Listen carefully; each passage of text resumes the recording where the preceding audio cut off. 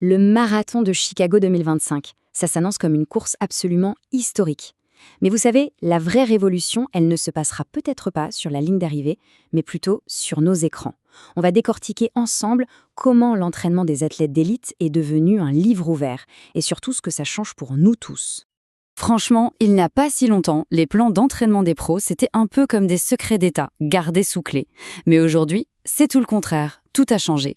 Avec des plateformes comme Strava, c'est un peu le réseau social des sportifs pour ceux qui ne connaissent pas, eh bien chaque kilomètre, chaque séance de fractionné, tout est partagé. La préparation devient un vrai spectacle, accessible à tous.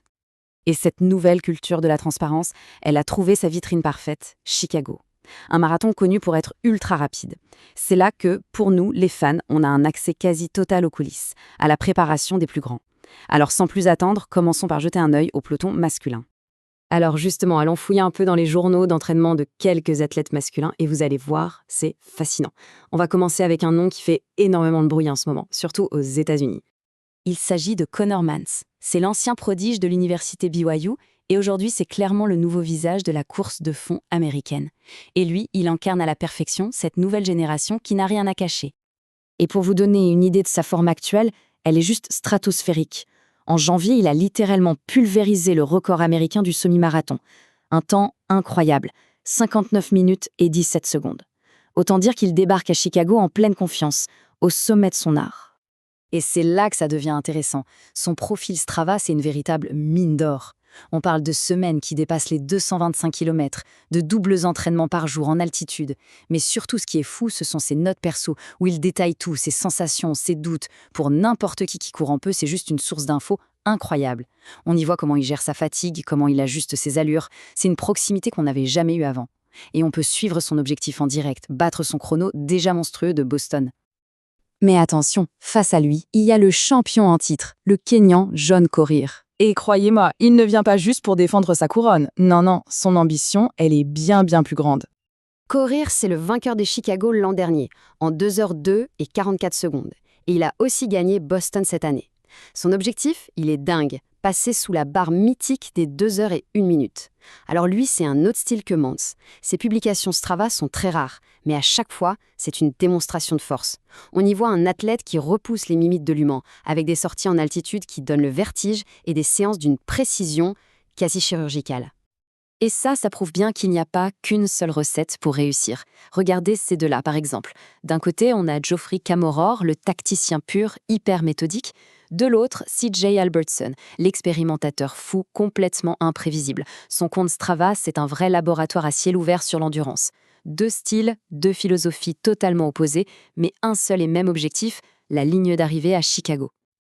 Et la liste ne s'arrête pas là. Le peloton est d'une densité incroyable. On a la précision d'horloger du Belge Bachir Abdi, le volume d'entraînement ahurissant du Marocain Zouer Talbi. Il y a aussi le Canadien Rory Linkletter, qui utilise cette transparence comme une source de motivation. Bref, chaque athlète a son histoire, son approche, ce qui rend ce marathon encore plus passionnant. Alors, on a beaucoup parlé des hommes, mais attention, cette révolution de la transparence, elle est tout aussi présente chez les femmes. Le peloton féminin est rempli d'athlètes incroyables qui, elles aussi, redéfinissent complètement ce que ça veut dire d'être une pro à l'ère du numérique. Prenons par exemple la Britannique Callie Hougher-Sakery. C'est tout simplement la deuxième femme la plus rapide de l'histoire de Grande-Bretagne sur marathon. Et elle débarque à Chicago avec une seule idée en tête, se mesurer au meilleur du monde.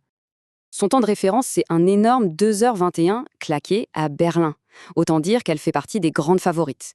Et son profil Strava, c'est fascinant, parce qu'il montre exactement la recette. Une préparation d'une rigueur absolue, une confiance en béton, chaque seconde de sa préparation semble calculée.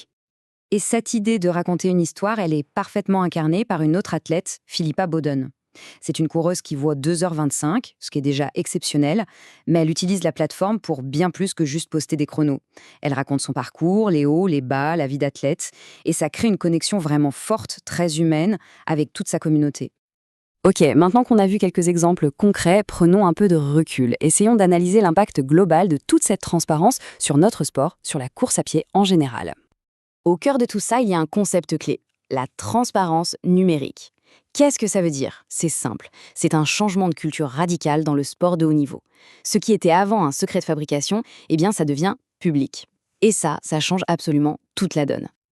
Et les bénéfices, ils sont assez évidents. D'abord, ça nous ouvre une fenêtre incroyable sur ce que c'est l'excellence.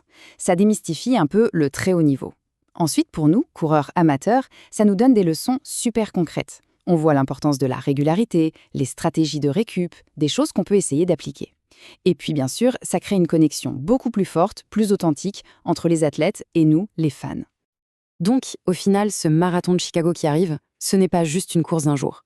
Non, c'est bien plus que ça. C'est vraiment le point d'orgue d'un long voyage. Un voyage qui a été public, partagé par les athlètes et par nous, des milliers de passionnés. Ce qu'il faut retenir, c'est l'humain derrière tout ça. Derrière chaque temps stratosphérique, il y a des mois, des années de discipline, de travail acharné.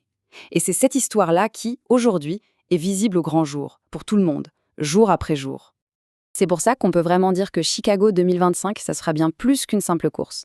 Ce sera l'aboutissement public de mois et de mois d'entraînement partagés, de cette transparence sportive totalement révolutionnaire. C'est un vrai moment charnière, pas seulement pour la chasse au record, mais pour ce que ça dit de l'évolution de notre sport.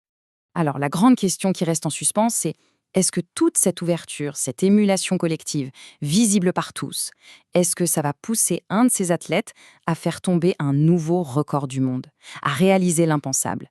Eh bien, pour le savoir, rendez-vous sur la ligne d'arrivée à Grande Park.